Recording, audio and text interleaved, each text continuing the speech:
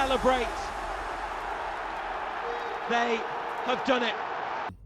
Hi everyone, back to Evermore YouTube channel. It's Chris back with my rant stroke thought of the day, and I'm going to start this with one simple question. No, it's not do you feel lucky, punk. It is, how is the bacon, did you say? Salty and bitter, judging by it, if you look at Stwve Bruce's overreaction to the recent podcast Dwight Gayle has been on Open Goal, I believe it was. And why are we talking about this man in the wake of Newcastle United winning a Carabao Cup? Why is this irrelevant, tired, shite, mediocre manager back in the periphery of Newcastle United fans? Well, one, because it's topical, and two, because it's quite funny, actually, when you're looking at this whole situation. So I'm going to get stuck right into this. If you haven't seen it already, Dwight Gayle, as I said, or Dwight Gayle, as he's affectionately known by a lot of Newcastle fans, given the fact he couldn't miss when he was playing for certainly the Championship. He was the class of the Championship. He was like the Jermaine Defoe of the Championship, was Dwight Gayle. I still don't think Jermaine Defoe is better than some of the players he said he was, by the way, on social media, which don't get me started on that shit. It's a different podcast for a different channel. But going back to this situation, so Dwight Gayle has been talking about his career with the lads at Open Goal. I like the lads at Open Goal, actually. They're quite funny, bit of banter with it. You know, I've seen Shay given on there before. It seems like a really fun show, and they really make the guests feel comfortable, and they open up and talk about a lot of things. And Dwight Gayle's talking a lot about his career, talked about Pardew, ex-Newcastle manager, talked about Rafa Benitez, talked about Stwve Bruce, and talked about Eddie Howe as well. But the main headlines were the Stwve Bruce situation, and it was quite funny, actually, and you can believe it too, because they were talking about, you know, Stwve Bruce and the kind of the way he did things, and you know, about certainly, I think it was the dressing room. I think they were talking about we were playing against Manchester City, and you know, they were running rings around us, and he just told Richie and Gayle to put their boots on and try harder, and he couldn't believe what he was hearing. There was no tactical nous, there was no kind of analysing of the team or nothing like that, which is just standard for Stwve Bruce, completely and utterly, really. But the funny part about all of this was apparently when the Saudi takeover was happening, the new owners were in the house, Bruce was nowhere to be seen previously on the training pitch. You know, the Dwight Gayle actually cited Graham Jones as a reason that we stayed up, which all of us knew that anyway. Graham Jones clearly still part of the coaching setup and doing a great job for Eddie Howe. But Stwve Bruce was nowhere to be seen, and then when the Saudis came in and they were walking around the training pitch, probably Merdad and Amanda, apparently he rocked up with his boots on and a whistle and tried to run the lads into the ground, which they all thought was quite humorous. Now, Stwve Bruce has bit back on this. He was interviewed, I think it was from the BBC. I know he's down at Blackpool. I don't know how good of a job he is doing at Blackpool. You're not relegated yet, so it can't be as bad as the jobs he did anywhere else. But he bit back at Dwight Gayle, and he said, oh, do you mean Dwight Gayle, the man who missed an open goal in the quarter-final against Man City, that Dwight Gayle? Well, you know, I've managed over 1,000 games. I'll let that decide rather than Dwight Gayle. You know, and it's just a measure of the man, how petty, sad, pathetic and small that he is as a bloke. I've never ever seen a bloke hide behind his playing career more in my fucking life than this sad, pathetic excuse for a football manager. Honestly, it's a fucking joke. He's got mainstream media mates, class of 92 lads, likes of Gary Neville and Paul Scholes, good old Brucey on Talk Sport with Brazil and people like that, because I'm sure he's great at the bar for a pint and a little story and all that. And he was an excellent player at Manchester United, very unlucky not to be capped by England, by the way. Won trophies for Manchester United when they weren't winning fuck all, just like these days. But this is the thing with Stwve Bruce. Stwve Bruce the player and Stwve Bruce the manager are two completely different animals altogether.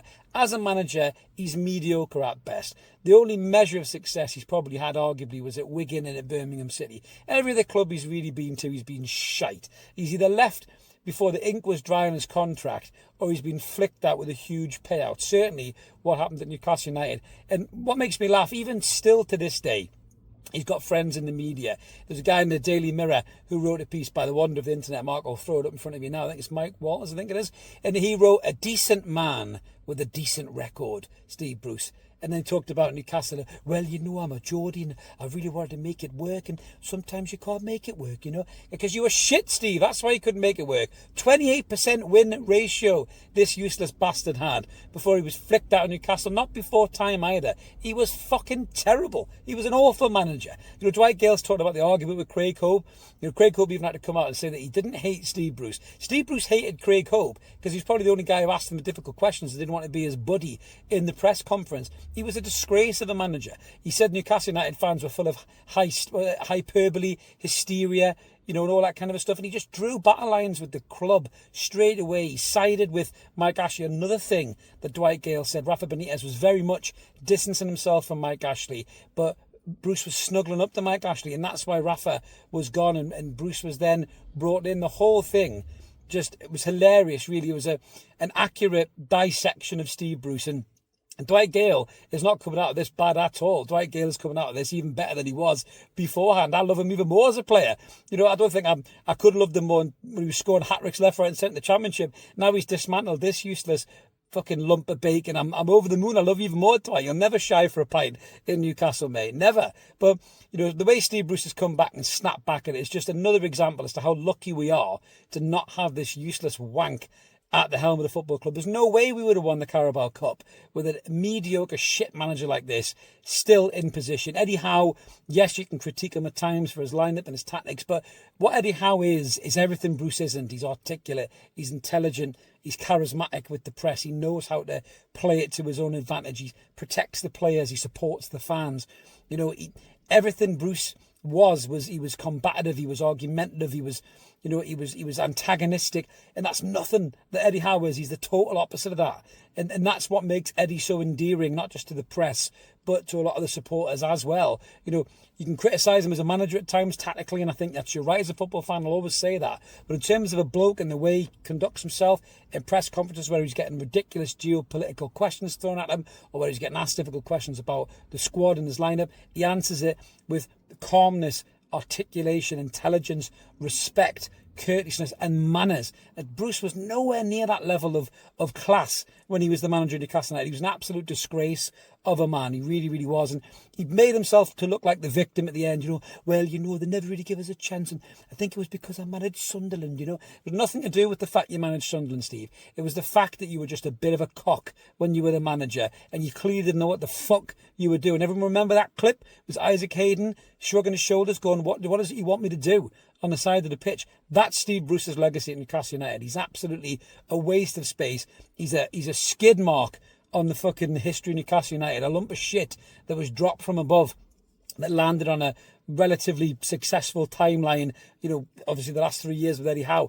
I don't give Stwve Bruce any credit. You know, I think he says in that piece in the Mirror, well, I think I played me part, you know, at the start. You didn't play a part in anything, Steve. You were useless as a manager. If Eddie Howe had come in way before time, God knows where we would have ended up in that first season, you know. He's done such a better job than this useless bastard. But I thought this was quite funny. He's clearly rattled by Dwight Gayle, which shows you how pathetically small he is as a manager and how lucky we are that this useless Baron of Bacon is no longer at our football club. And I pray for the Blackpool fans, because that milk will turn sour like it does everywhere else with Stwve Bruce. He needs to give it up. Yes, he's managed over 1,000 games. How many of them has he actually won? His win ratio was atrocious at Newcastle. I don't think he went above 40%, bar 2 clubs, I think. So that tells you how shit he's been as a manager. But I thought this was quite funny. Thought we'd jump on, do a quick opinion video of it. Still hilarious how he's got friends in the mainstream media, still trying to, you know, push this narrative that he's a great manager. You know, no, he was a good captain of Manchester United, and that's what you keep clinging to. He ain't that guy, and he ain't been that guy for a long fucking time. But let us know in the comments below what you thought about Dwight Gayle's comments about that and about Eddie as well. He spoke so well about Eddie. Still said Eddie was the best manager he's ever played for, even though he only played for him for a short time. Gave you a little insight into how Eddie runs things, you know, the sense of unity, support, togetherness, openness that he created behind the doors of the squad.